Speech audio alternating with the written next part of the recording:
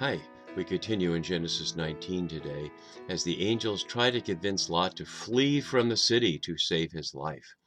We completed the scene last time with the people of Sodom surrounding the house and the angels saving Lot by striking them with blindness and then sending him out to see if he had any of his people in the city he could save. But his sons-in-law thought he was yitzhacking, which is a jesting or screwing around with him, so they did not. So now it's time to save Lot. Before we look at this scene of saving Lot, I want to go back at something that the text will tell us in this scene not to do, not to go back and look, but to go back and look just for a moment at elements of Sodom that are different than what we might expect, but also point us toward what this story might really be about for its audience, which is back in chapter 14 when Abraham lined up in the battle of 5 kings against 4 kings to rescue Lot, who had been taken captive in that battle. He dealt with someone from Sodom called King Barah, and that was the very king who tried to buy him off near the end, and he refused. But throughout that time, Sodom, like every city of the area, had a king. And yet in this chapter, there's no king. In fact, if anything, the city seems radically equal in the sense that young and old, or large or small and great, depending upon what part we look at, are all the men at least are all absolutely united in one voice, gathered around Lot's house to want to know these strangers that he's let in. So it's a curious phenomenon that the city seems to have no king and no leadership. The next time we're going to see members of our patriarchal matriarchal sequence in a city will be in chapter 34, and there'll certainly be a king there, apart from the wife sister stories that we'll see in the meantime. Two more of those along the way. So that's one element. Another element is there seems to be no element of worship in Sodom. Not only is there no temple, there's no mention of local gods or divinities of any kind, which is very strange that there wouldn't be some sense of the local worship, some sense of where their power comes from. So they seem to have no king and no sense of worship. All they have is this collective identity that Lot dared to challenge. So Lot is not a part of this people. But that also doesn't mean that Lot is a Yahweh person. We have not seen that Lot earlier had any relationship with Yahweh, so he does not necessarily know that these visitors, angels, represent Yahweh or embody Yahweh, if that's what they do. So we don't know about that. So that's what's going to happen in this scene as we continue from outside of Lot's house here to by the gates, and then where Lot pleads for himself outside of Sodom. We'll see plain keywords here are very obvious. Bring him outside. Please, please, please, please, please flee, and the city.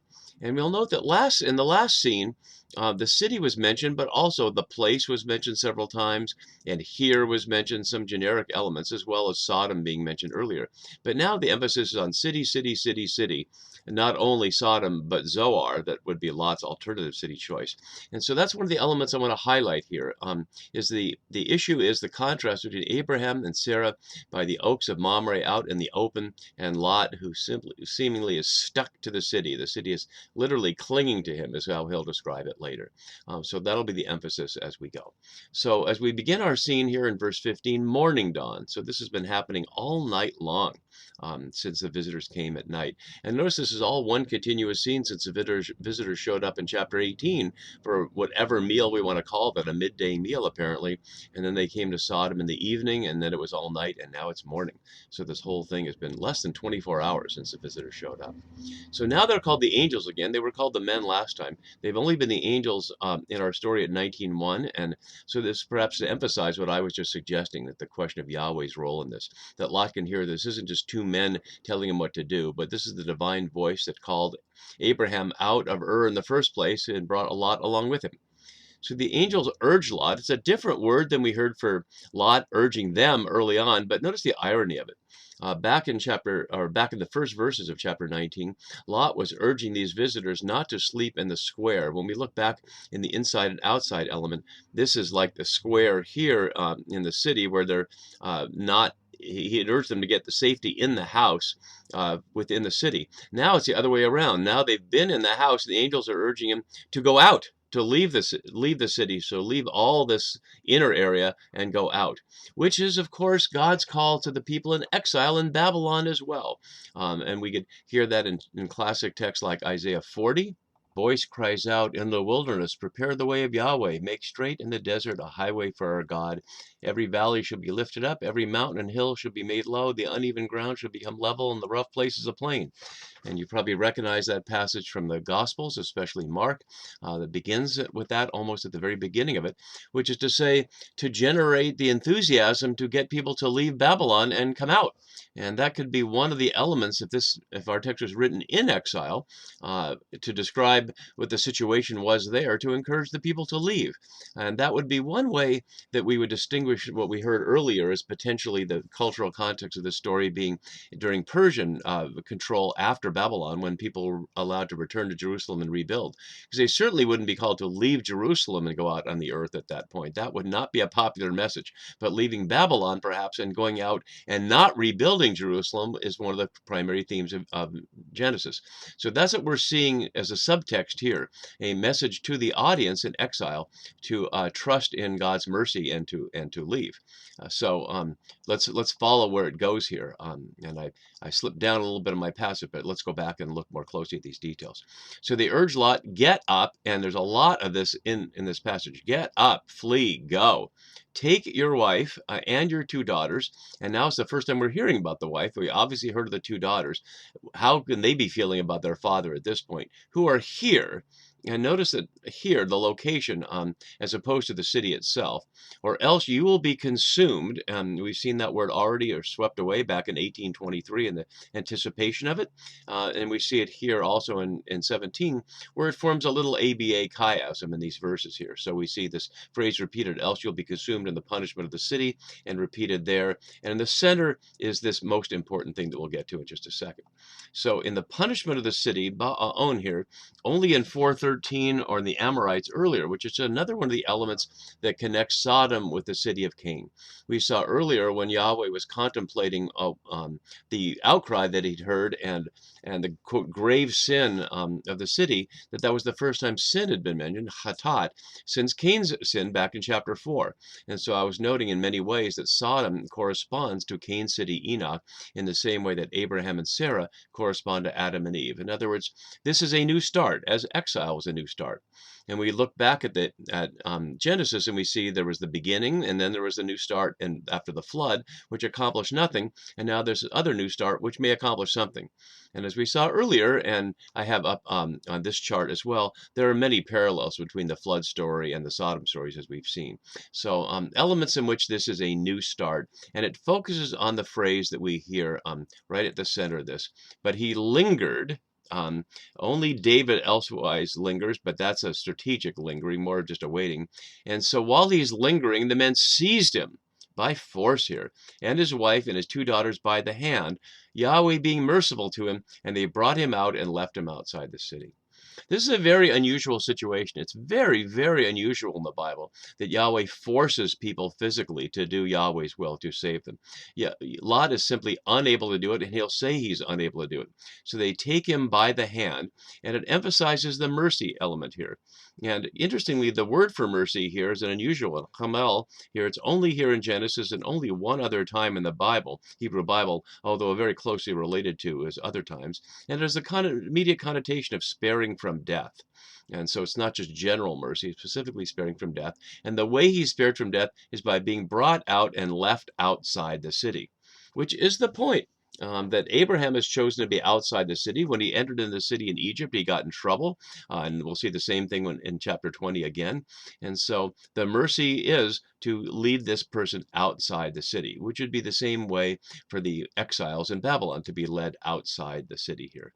And notice that takes our inside-outside structure and puts them out here, where they belong in the first place, no longer in Sodom. And you'd think that would be the happy ending of the story, but it's not quite. So we need to continue a little farther here, because Lot is not done whining. When they brought them outside, they said, flee for your life. Do not look back or stop anywhere on the plain, and flee as many times. And here you can see it all over the place. Flee, flee, flee, flee, flee. It's not always translated that way. Do not look back or stop anywhere in the plain. And the plain, Hakikar, recalls Lot's initial choice of settling in the well-watered plain, which he saw was well-watered like the garden of God. It didn't mention Eden specifically there, but like the garden of God. Again, underscoring the sense of a new call here.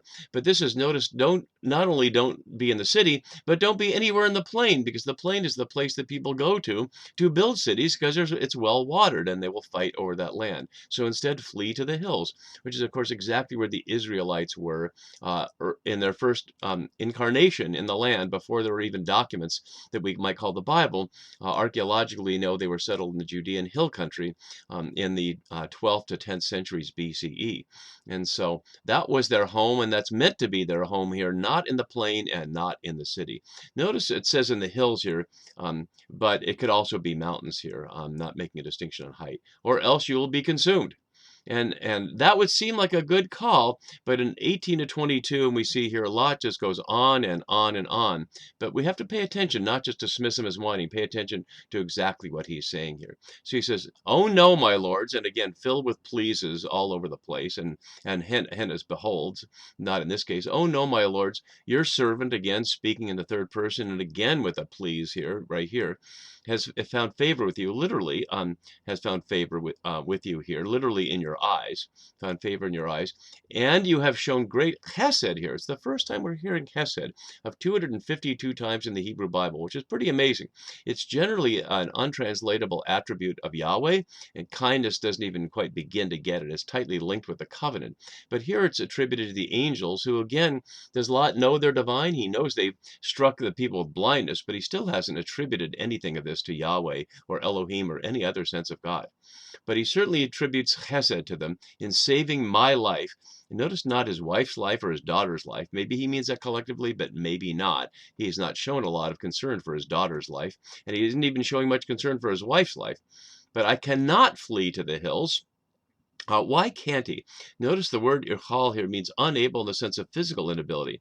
And Westerman, I think, sort of absurdly suggests that it's about physical condition. He's afraid he might not survive the climb, but that can't possibly be it.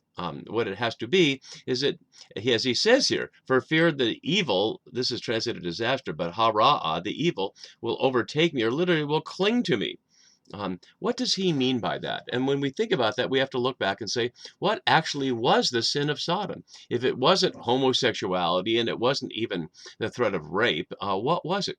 I think it's we can hear here, it's just simply the sin of being cities, which means they're suspicious of outsiders. They would use violence to oppose outsiders. They've obviously never accepted Lot as one of their own. And all the other elements of city life that we've already seen in Genesis, and we'll see later, that suggest this is not God's intention. And so what he's suggesting, with great irony, he's obviously afraid and confused, is that the evil of the city will cling to him, and so he demands that he go to a city. They're offering to put him out on the earth away from a city, and to protect himself from what he believes is clinging to him, he wants to go to another city. But rather than understand that it's a matter of city versus the earth, he thinks it's a matter of a big city versus a small city. And so it really gets to be a little bit of a cartoon on what the exiles might be thinking in their time in Babylon about what might happen afterward. In my note here below notes that Lot's begging here matches his begging before the townspeople earlier. He's a beggar all the way along. Another hinana, another behold, please. That city, notice it's not named. It's something we can see as characters in the story, they can see together, is near enough to flee to, and it is a little one. Which is really kind of a joke. The idea that it's a little city, we don't know how big Sodom was, but it's a little city somehow means it's different in character. But cities were cities then, unlike a small city now. A small town might have a very different character than a large metropolitan area. But the idea then is that a city is a city. Let me escape there. Again repeated, is it not a little one? And my life will be saved. And hopefully you can hear the desperation. And it seems to me the angels are figuring, another day, Lot. You're not going to get it all in this day. You've had enough trauma. we'll let you rest there and we'll see what happens. And so notice the singular here. He said, even though there's two of them, very well, or literally another henna, behold, I grant you this favor, or literally, I have lifted up your face. So notice that Lot said to their eyes, I have lifted up your face, which is a matter of honor. You can hold your head up, as we might say, lifted up your face. I will not overthrow the city of which you have spoken. And the word for overthrow here, hafki, is the standard verb that's associated with the story in all these places. I can just look at one and you'll see here from Deuteronomy, like the destruction of Sodom and Gomorrah when Yahweh destroyed in his fierce anger. You don't see the word overthrow there, but a number of times it is, as we see here, overthrown, associated with Sodom and Gomorrah. So it became a watchword, and overthrow is the word that goes along with it, much like the word commit. The verb commit goes along with suicide. People commit suicide. It sounds strange in English, doesn't it, to put any other verb of action along with suicide. So this word hafki is what's associated with the overthrow of Sodom and Gomorrah and nothing else. And notice that it's associated with, in texts that were older than Genesis. And that's been my point all along, is there's never a narration of a story. There's a proverbial tradition of these evil cities that were overthrown with fire and sulfur.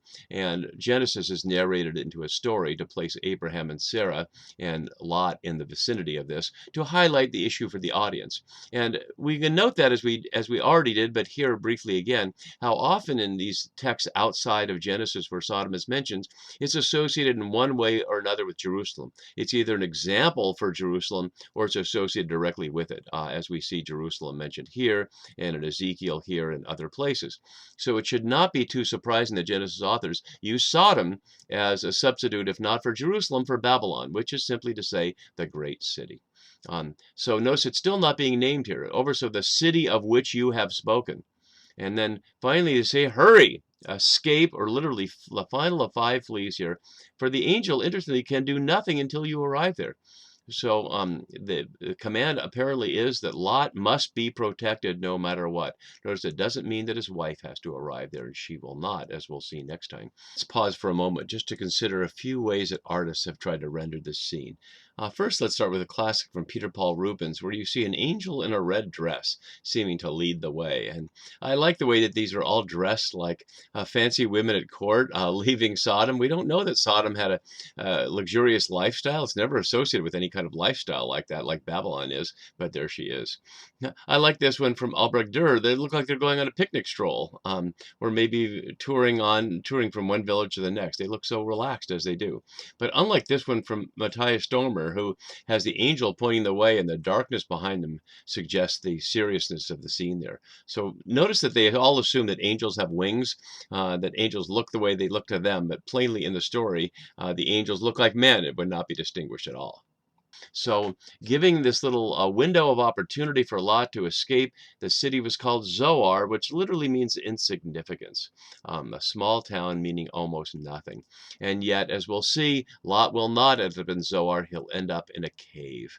So next time we'll look at the destruction of Sodom and Gomorrah from Abraham's perspective, and we'll imagine what it looks like to him after he's argued with Yahweh for the release of the city from punishment if there were 10 just people found. See you next time for that. Bye-bye.